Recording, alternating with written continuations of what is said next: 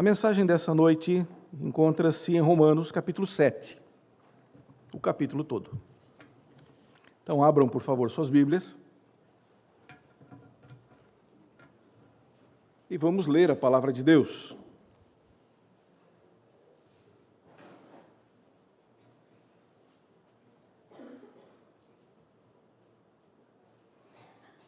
Por favor, acompanhem. Porventura ignorais, irmãos, pois falo aos que conhecem a lei, que a lei tem domínio sobre o homem toda a sua vida? Ora, a mulher casada está ligada pela lei ao marido, enquanto ele vive. Mas se o mesmo morrer, desobrigado ficará da lei conjugal. De sorte que será considerada adúltera, se vivendo ainda o marido, unir-se com outro homem. Porém, se morrer o marido, estará livre da lei e não será adúltera se contrair novas núpcias. Assim, meus irmãos, também vós morrestes relativamente à lei, por meio do corpo de Cristo, para pertencerdes a outro, a saber, aquele que ressuscitou dentre os mortos, a fim de que frutifiquemos para o Senhor. Porque quando vivíamos segundo a carne, as paixões pecaminosas postas em realce pela lei operavam em nossos membros, a fim de frutificarem para a morte. Agora, porém, libertados da lei, estamos mortos para aquilo a que estávamos sujeitos, de modo que servimos em novidade de espírito e não na caducidade da letra. Que diremos, pois? É a lei pecado? De modo nenhum. Mas eu não teria conhecido o pecado, senão por intermédio da lei, pois não teria eu conhecido a cobiça, se a lei não dissera, não cobiçarás. Mas o pecado, tomando ocasião pelo mandamento, despertou em mim toda sorte de concupiscência, porque sem lei está morto o pecado. Outrora, sem a lei eu vivia, mas sobrevindo o preceito, reviveu o pecado e eu morri. E o mandamento que me fora para a vida, verifiquei que este mesmo se tornou para a morte. Porque o pecado, prevalecendo-se do mandamento, pelo mesmo mandamento me enganou e me matou. Por conseguinte, a lei é santa, e o mandamento santo e justo e bom. Acaso o bom se tornou em morte? De modo nenhum. Pelo contrário, o pecado, para revelar-se como pecado, por meio de uma coisa boa, causou-me a morte, a fim de que, pelo mandamento, se mostrasse sobremaneiramente maligno. Porque bem sabemos que a lei é espiritual, e eu, todavia, sou carnal, vendido à escravidão do pecado. Porque nem mesmo compreendo o meu próprio modo de agir, pois não faço o que prefiro, e sim o que detesto. Ora, se faço o que eu não quero, consinto que a lei é boa. Nesse caso, quem faz isto já não sou eu, mas o pecado que habita em mim. Porque eu sei que em mim, isto é, na minha carne, não habita bem nenhum, pois o querer o bem está em mim, não porém o efetuá-lo. Porque não faço o bem que prefiro, mas o mal que não quero, esse faço. Mas se eu faço o que não quero, já não sou eu quem faz, e sim o pecado que habita em mim. Então, ao querer fazer o bem, encontro a lei de que o mal reside em mim. Porque no tocante ao homem interior, tenho prazer na lei de Deus, mas vejo nos meus membros outra lei que, guerreando contra a lei da minha mente, me faz prisioneiro da lei do pecado que está nos meus membros. Desventurado homem que sou, quem me livrará do corpo desta morte? Graças a Deus por Jesus Cristo, nosso Senhor. De maneira que eu, de mim mesmo, com a mente, sou escravo da lei de Deus, mas segundo a carne, da lei do pecado. Vamos orar. Pai Todo-Poderoso, nós te louvamos de todo o nosso coração pela dádiva que o Senhor nos concedeu, que é a tua palavra em nossas mãos. Como é bom, Senhor, ter este livro sagrado ao qual nós podemos recorrer, de onde nos vem a instrução necessária para a nossa edificação e para criar os parâmetros ideais para a nossa vida. Senhor Todo-Poderoso, pedimos agora que o Teu Santo Espírito fale ao nosso coração e nos desvende as palavras que o apóstolo Paulo fala com tanta eloquência no capítulo 7. Senhor Todo-Poderoso, bem entendemos o quão importante é estar debaixo da Tua palavra, mas precisamos entendê-la, precisamos compreendê-la, precisamos aplicá-la em nossas vidas. Por isso, ajuda-nos, Senhor. Fala conosco, que que o teu Santo Espírito revele ao nosso coração a tua vontade nessa noite. Em nome de Jesus, Pai. Amém. Muito bem. O tema dessa noite é a incoerência do pecador. Ainda que essa palavra não apareça no texto, o apóstolo Paulo vai falando da lei, dos que servem à lei, daqueles que estão mortos para a lei, e nós vamos dentro dessa leitura, às vezes até perdendo o fio da meada. Ele tem uma linha bem clara de raciocínio, e eu quero mostrar para os irmãos isso essa noite.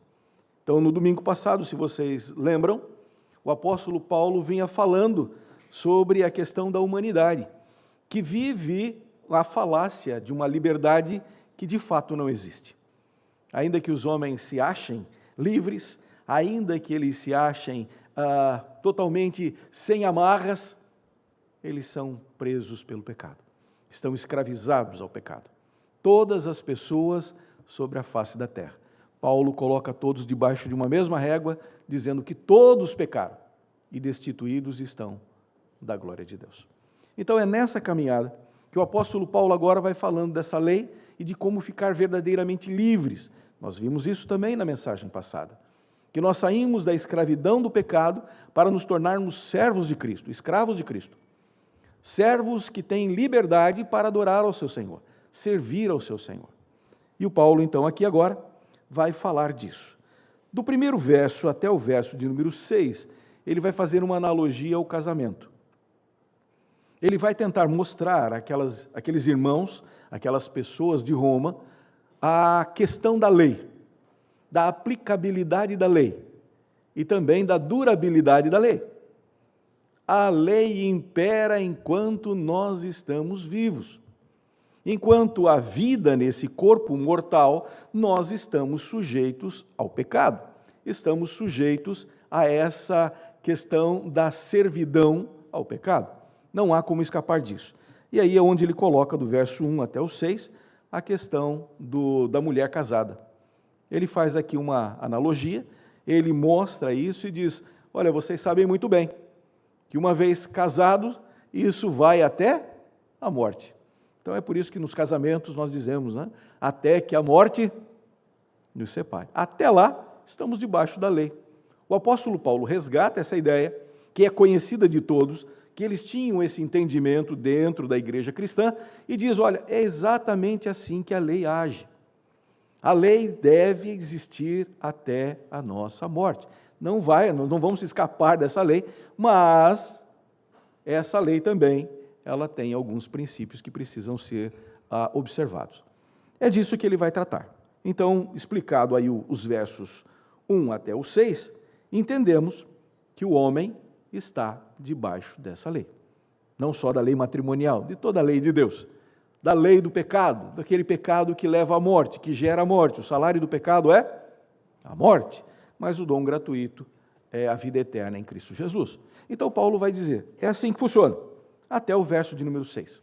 Então, entendemos que esses primeiros versos aqui, eles tratam dessa introdução a um assunto que ele vai mostrar àqueles irmãos. E aí nós vamos entrar na questão do tema dessa noite, a incoerência do pecador com respeito à lei. Então, em primeiro lugar, vamos definir o que é incoerente. Por incoerente, entenda-se a pessoa que se comporta de modo ilógico ou irracional, cujas atitudes são desprovidas de nexo.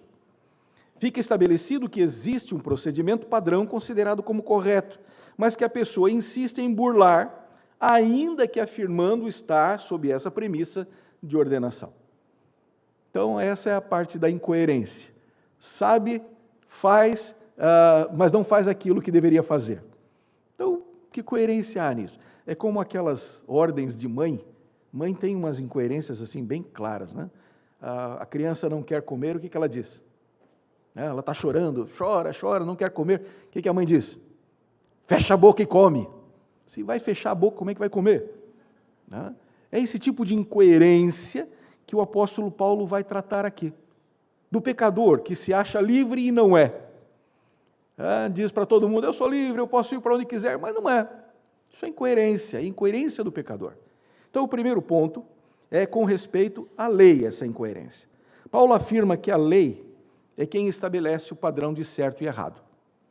A lei de Deus. Ele está falando para cristãos. Ele está falando para pessoas que conhecem o Pentateuco, pelo menos, os 5 primeiros livros, a Torá. Ele fala para pessoas que têm esse conhecimento de Deus. E ele diz, olha, a lei é importante. A lei é que estabelece os princípios a serem seguidos. Ele é o norte seguro para a sociedade boa, justa e perfeita. Ah, se todo mundo seguisse a palavra de Deus. Ah, se todas as nações seguissem esses caminhos que aqui estão propostos. A humanidade seria muito melhor, mas, na incoerência dos homens, eles vão agindo de outra forma, de outra maneira. Muito bem. O problema aqui levantado é que os pecadores não entendem a lei dessa forma. Eles olham para a Bíblia e dizem, não, isso aqui não é o meu guia, isso aqui não é o meu norte seguro, isso aqui não me define. E olha, eles vão criando para si mesmos algo terrível. E eles vão dizendo, não, é esse livro mesmo, é essa fonte de todo o pecado. Aqui está o meu problema não está no que eu faço, mas naquilo que a Bíblia diz que eu não devo fazer. Parece estranho, mas é a incoerência do povo. Então está lá no verso de número 7. Observem lá o que Paulo fala.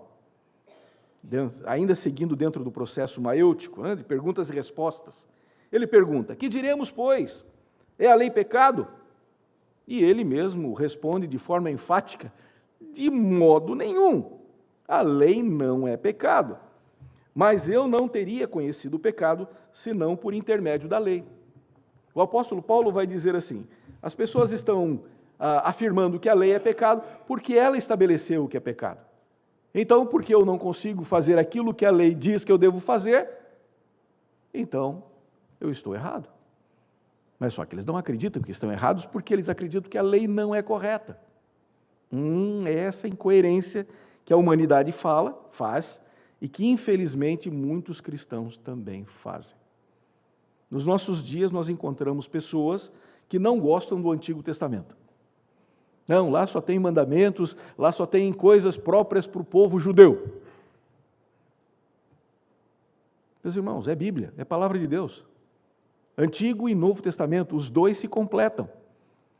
Um anuncia o que Deus fez, outro revela o que Deus faz, e eles insistem em dizer que não é para seguir o Antigo Testamento.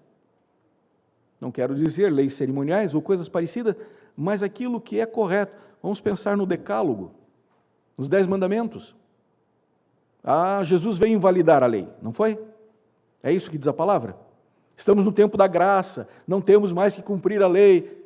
Isso também existia nessa época. Essa é a incoerência do pecador. Ele quer a graça, ele quer o perdão, ele quer as benesses de Deus, mas não quer ter nenhum compromisso com Deus. O apóstolo Paulo, então, vai falando para eles. Levanta este problema e diz, vocês precisam ter um devido cuidado com a palavra de Deus. Daí eles dizem assim, olha, eu não teria pecado se a lei não dissesse que o que eu faço é pecado. Vamos tentar aqui fazer uma ilustração simples. Imagine que você está dirigindo o seu automóvel numa determinada via, ok? Você está dirigindo sem problema algum, despretensiosamente, não tem pressa, não tem nem sequer lugar para chegar, está só caminhando. De repente você vê uma placa de 60 km por hora.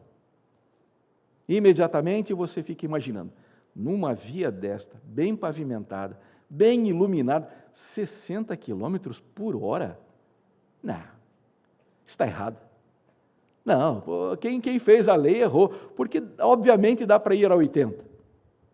E daí você, que nem estava preocupado com velocidade, que provavelmente estava abaixo dessa velocidade, vai se sentir o quê? Desafiado a quebrar essa lei. É isso que eles vão dizendo aqui, o apóstolo Paulo vai argumentando. Olha, eu não sabia o que era o pecado, até que a lei veio e disse que era pecado, e agora eu fiquei, digamos assim, estimulado a pecar. Agora que eu sei que é errado, parece que dá comichão. É como falar de maledicência, né? maledicente. Então, como é bom falar da vida dos outros, não é? Não é bom? Tem gente que se deleita nisso. Daí vem a palavra de Deus e diz, olha, maledicência é pecado. E daí tem aquelas maledicências santas, né? Ah, não, eu estou só fazendo um pequeno comentário. Ah, não, é só para ajudar o irmão. É a incoerência. É a incoerência do pecador que sabe a lei, que estabelece o que é pecado, mas quer burlar. Quer de alguma forma dizer, não, não é bem assim. Eu posso, quem sabe, acochambrar, melhorar. Percebem a incoerência? Começa a se tornar prático o que o apóstolo Paulo está falando. Quando nós fazemos a leitura, parece que ele está filosofando, que ele está falando de alguma coisa tão distante da nossa realidade, mas não. É muito próprio, muito perto, muito sensível. Ele vai dizendo lá, verso 7 ainda, mas eu não teria conhecido o pecado senão por intermédio da lei, pois não teria eu conhecido a cobiça se a lei não dissera, não cobiçarás. E aí vem, o pecado, tomando ocasião pelo mandamento, despertou em mim toda sorte de concupiscência, de desejo, de vontade de pecar, de fazer aquilo que está errado. É disso que o apóstolo Paulo está falando. A palavra de Deus, então, ela é ruim ou é boa? Ele vai fazer essa argumentação. Ele vai trabalhar essa questão. Muito bem. A aplicação prática desse primeiro ponto, meus irmãos, é que a incoerência do pecador se revela em atribuir o problema da sua natureza pecaminosa e seus desejos em pecar à própria lei de Deus. Diz, olha, a origem é ela. Como se a palavra fosse a fonte da tentação, do pecado constante em nossa vida. Aquilo que deveria nortear a nossa existência, pautar a nossa caminhada, as pessoas começam a julgar, não, ela é errada, está longe de ser aquilo que vai me trazer vida. Pois bem, o pecador pode entender que está errado, mas sempre projetará o motivo da transgressão à própria lei, e consequentemente aquele a quem que estabeleceu a lei. Exatamente como fez Adão. Quando Deus foi cobrar dele, Adão, o que você fez? O que ele disse? Foi a mulher que tu me destes. Olha, eu não teria pecado se você não tivesse colocado ela do meu lado. É tua culpa. Triste, mas é exatamente isso que nós estamos falando. Da incoerência do pecador a respeito do conhecimento da lei. Para que serve a lei? Essa incoerência. Muito bem. O propósito aqui, nessa primeira consideração, é conduzir a cada um de nós ao reconhecimento dessa incoerência e nos sentirmos desafiados a nos conformar com a lei divina, que é santa, justa e boa. Isso está lá no verso de número 12. O apóstolo Paulo diz isso com todas as letras. Por conseguinte, a lei é santa e o mandamento santo e justo e bom. Muito bem. Esse é o primeiro ponto. Vamos ao segundo. A incoerência do pecador com respeito ao próprio pecado. A próxima argumentação que Paulo apresenta aqui, já no começo do verso 13, é a respeito da consequência do pecado. Acaso o bom se me tornou em morte? A lei, aquilo que ela estabelece, aquilo que ela colocou para mim, de fato vai produzir a morte em minha vida? Verso 13. E ele vai responder, de modo nenhum. O problema não está na lei. O problema está no entendimento do que é pecado, no entendimento da ofensa que ele faz, das consequências que ele tem.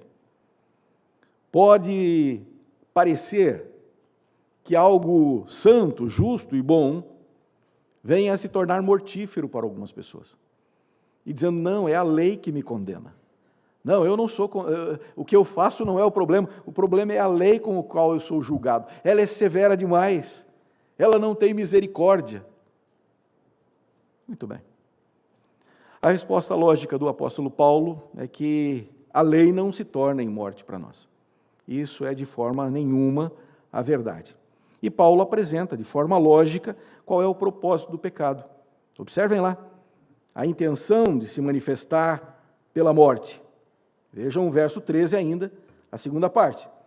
Pelo contrário, o pecado, para revelar-se como pecado, por meio de uma coisa boa, causou-me a morte, a fim de que pelo mandamento se mostrasse sobremaneira maligno. Qual é a ideia aqui do apóstolo Paulo? É que as pessoas, elas têm uma condescendência com as suas próprias atitudes erradas. O pecador, por si mesmo, ele tenta se autodesculpar. Não, o que eu fiz não é tão grave. Não, o que eu fiz não é tão agressivo. O que eu fiz realmente não merece tanto castigo. Ele tenta se justificar aos próprios olhos. Quem de vocês já não fez isso? Fez uma coisa errada, reconhece que fez alguma coisa errada, mas, no entanto, diz, não é para tanto. Quer ver filho quando leva bronca de pai e mãe? Não, puxa, não era para tanto. Não era. O apóstolo Paulo vai mostrando que esse pecado, por mais dissimulado que ele seja, que ele nem tem aparência de pecado, ele gera a morte. Vamos voltar ao Gênesis. Lembram da história de Satanás? Ele vai lá e tenta Eva. Fala palavras doces aos seus ouvidos, a induz ao pecado e diz para ela, ora, por que vocês não comem? E ela diz, porque Deus disse que não, a lei diz que não. Porque no dia em que nós comermos, nós morreremos. E então Satanás coloca aquela palavrinha bem suave no ouvido dela e diz, é certo que não morrereis. Não é tão grave. Não tem tanto problema. Você nem sabe que é a morte. Não se preocupe. Essa é a atitude do pecador. Ele acha que não vai ser pego. Quando for pego, ele vai achar que não é para tanto. Quando as consequências vierem, ele vai se vitimizar. E vai dizer assim, como eu estou sofrendo, mas eu sou incompreendido. As pessoas... É assim que o pecador funciona. É assim que o pecado funciona. Até que ele demonstra a sua malignidade. Ele causa problemas que não têm solução. Vamos nos reportar aos primeiros versos, lá quando Paulo fala sobre aquela analogia do casamento? Quando a pessoa quebra os votos matrimoniais, o que ela faz? Ela adultera. E o adultério tem consequências. Vai quebrar a relação, vai destruir a família. Nunca mais vai ser a mesma coisa, mesmo que o cônjuge venha a perdoá-lo. Fica aquele ranço, aquela mágoa, aquela coisa difícil de lidar, porque o pecado é maligno. Os erros que nós cometemos têm consequências danosas e desastrosas, não só ao nosso corpo, mas à nossa alma. Mas aquele que é pecador, ele diz, não é para tanto. Eu não tenho essa consciência toda do pecado que é maligno, que gera problemas até para a eternidade. Acha que o problema é sempre material, é sempre do dia, do momento, da situação. A incoerência dessa argumentação, que o bom se tornou em morte, está no fato de julgar que ambas procedem do mesmo lugar. A ideia aqui é que a lei produziu isso. Ora, se a lei diz o que é pecado e o pecado vai me julgar, então o problema está na lei, o problema está no próprio pecado em si, mas eu não estou fazendo isso dessa forma, desse jeito. Para revelar essa incoerência, Paulo afirma que a lei é espiritual. Vejam lá no verso 14. Porque bem sabemos que a lei é espiritual. Eu, todavia, sou carnal, vendido à escravidão do pecado. A palavra vendido aqui é interessante. Pripasco. E ela é usada como uma espécie de metáfora, cujo sentido significa que está inteiramente submetido como escravo. Foi comprado. Não foi, de certa forma, de livre e espontânea vontade, se submeteu. Não, ele foi comprado pelo pecado. O pecado foi lá e arrematou ele. Disse, esse é meu, não largo, não te deixo. É assim que o texto vai falando de forma intensa de que ele foi comprado. Paulo vai dizer, vendido à escravidão. Vendido. É o preço do pecado. O salário do pecado é a morte. É espiritual? É espiritual. E as pessoas às vezes tentam departamentalizar as coisas. Isso aqui é espiritual. Não, mas isso aqui é carnal. Isso aqui é as coisas de Deus. Não, isso aqui é o meu dia a dia, é a minha vida. E o apóstolo Paulo diz, não departamentalize, não. Porque a sua vida neste mundo também é espiritual. É material? É, mas também é espiritual. É preciso entender isso, não dá para imaginar que elas estão separadas. As minhas atitudes aqui ficam só nesse mundo. Não ficam nesse mundo. Afetam também as questões espirituais, talvez não só as suas, mas com certeza das pessoas que estão à volta. Do seu cônjuge, dos seus filhos. Sim, os seus pecados interferem na vida espiritual dos seus filhos, da sua esposa, do seu esposo. Interferem na vida espiritual do seu sogro, da sua sogra. Interfere. Porque na medida em que você peca, você se torna uma pessoa cada vez mais culpada, cada vez mais execrável. E isso ainda sem levar em consideração aos olhos de Deus. Nós não fomos criados para viver em pecado. É por isso que o apóstolo Paulo vai dizendo, nós precisamos morrer para ele. Nós precisamos estar mortos para o pecado, para que esse senhorio se afaste de nós. Para que nós possamos, com liberdade, servir a outro Deus. É a história, de novo, do casamento. Morrendo, o marido morrendo esse senhor, então a viúva tem a possibilidade de casar livremente. Eu preciso abandonar o pecado, morrer para o pecado, para que eu possa me doar plenamente, constantemente ao Senhor. Muito bem, a aplicação prática desse segundo ponto, meus irmãos, é que a incoerência do pecador está no fato de não reconhecer que está debaixo do senhorio desse pecado. Para ele, o pecado é algo ocasional, desprovido de consequências eternas.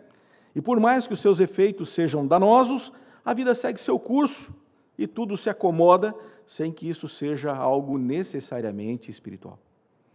Essa ignorância consentida ou ingenuidade faz do pecador o servo que não se considera escravo, que se vê apenas como usuário de prazeres que o pecado oferece, sem perceber que estes infectam a sua alma e têm como propósito único destruir a sua vida, tanto neste mundo quanto no eterno. Essa é a ação do pecado. A incoerência do pecador é achar que isso é separado.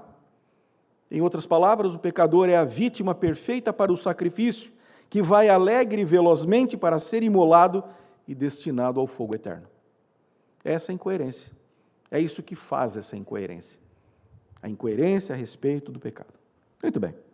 Terceiro e último ponto, meus irmãos, a incoerência do pecador com respeito às suas próprias atitudes. Muito bem, o apóstolo Paulo apresentou o problema. Disse, olha, isso é assim.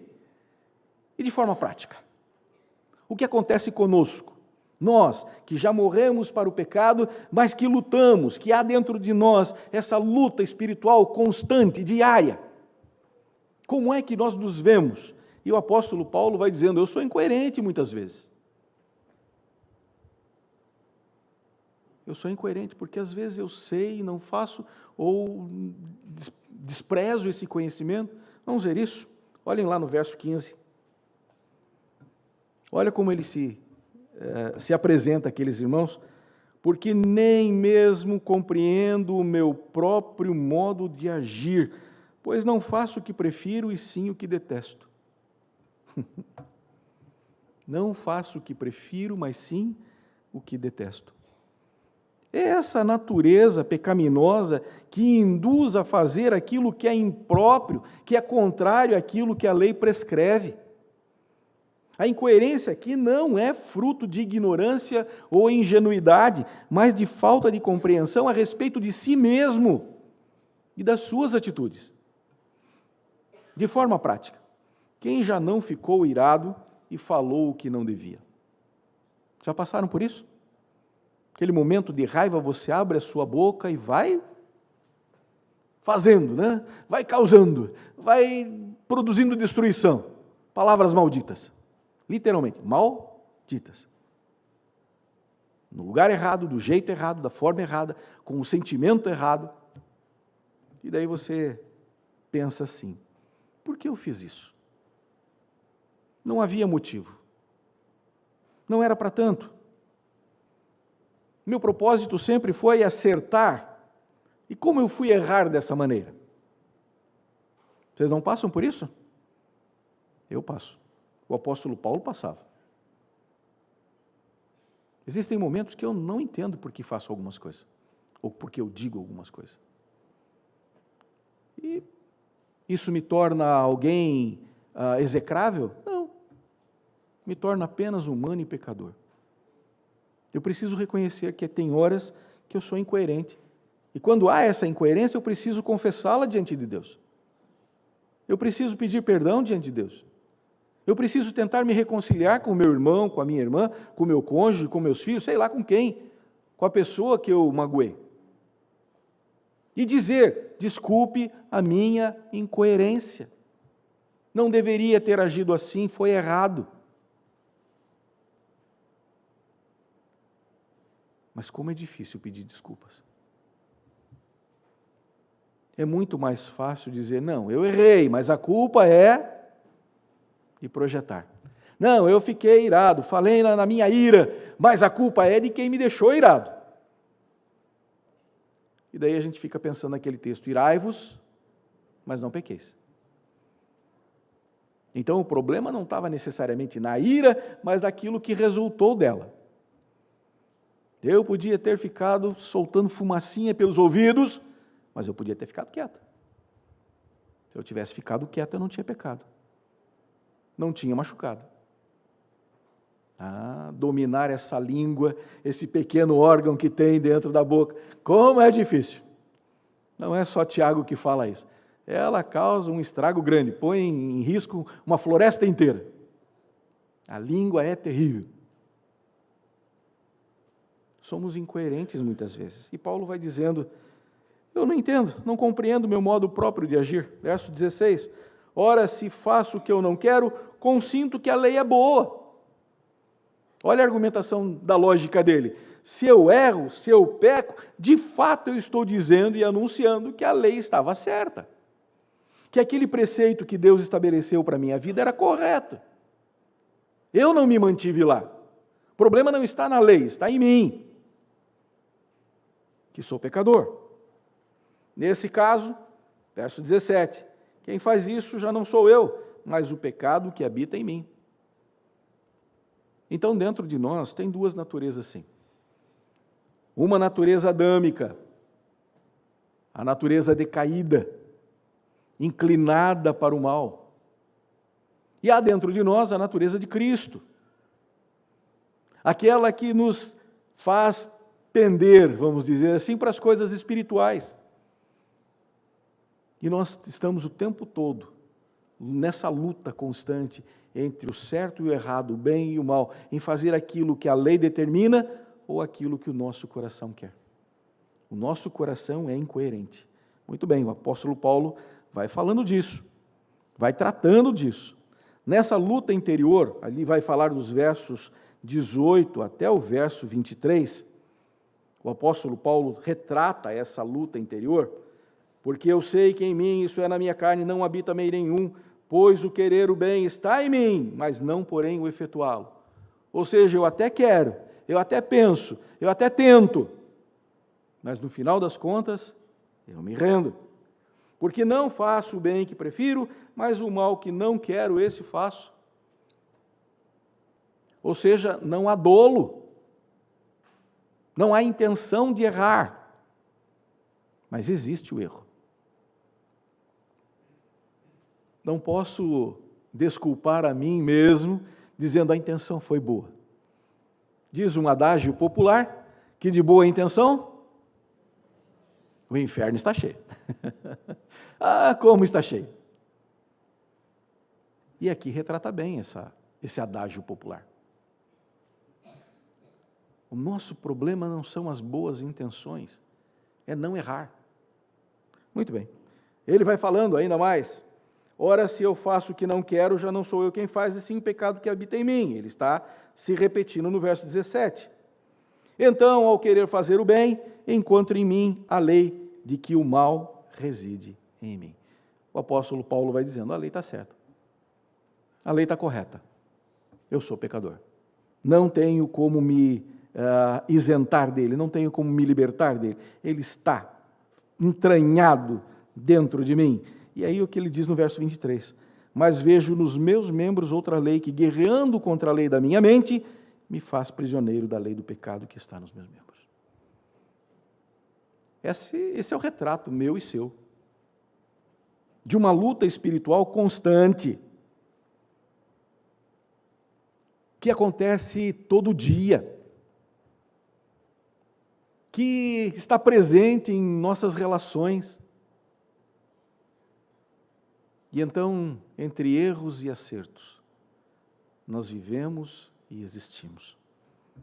Que coisa triste é a incoerência com respeito às próprias atitudes. Não há psicólogo que dê jeito, psiquiatra que dê jeito, porque isso é uma questão espiritual.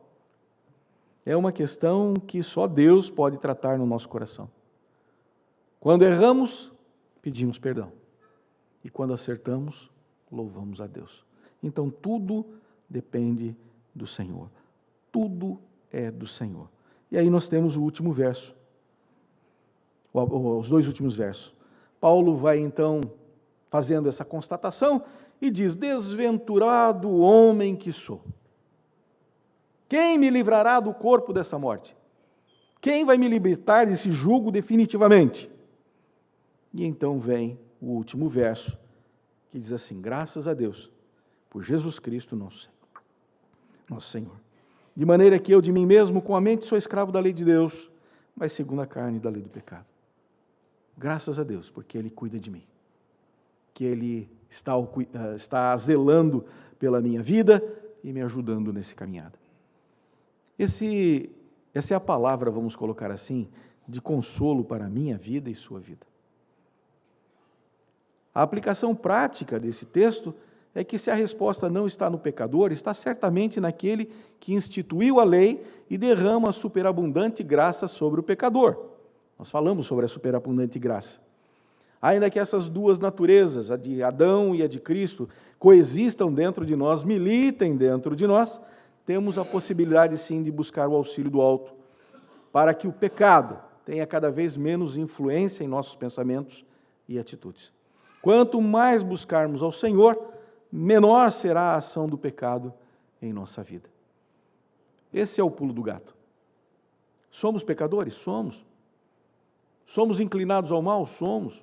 Queremos fazer o bem? Queremos. Erramos. E quando isso acontece, recorremos ao Senhor. Não recorremos ao mundo. Não recorremos à filosofia. Não recorremos à sociedade e dizemos, todo mundo faz isso, como se fosse algo que viesse a limpar a nossa alma. Quando nós dizemos que todo mundo faz isso, significa que nós estamos no meio desse todo mundo que é pecador, que merece o quê? A morte eterna.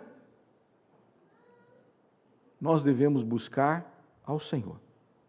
Verso 25, graças a Deus, que olha por nós, zela por nós, nos entende, ainda que essa natureza decaída esteja dentro de nós, ela nos faz relembrar o quanto necessitamos da graça de Deus.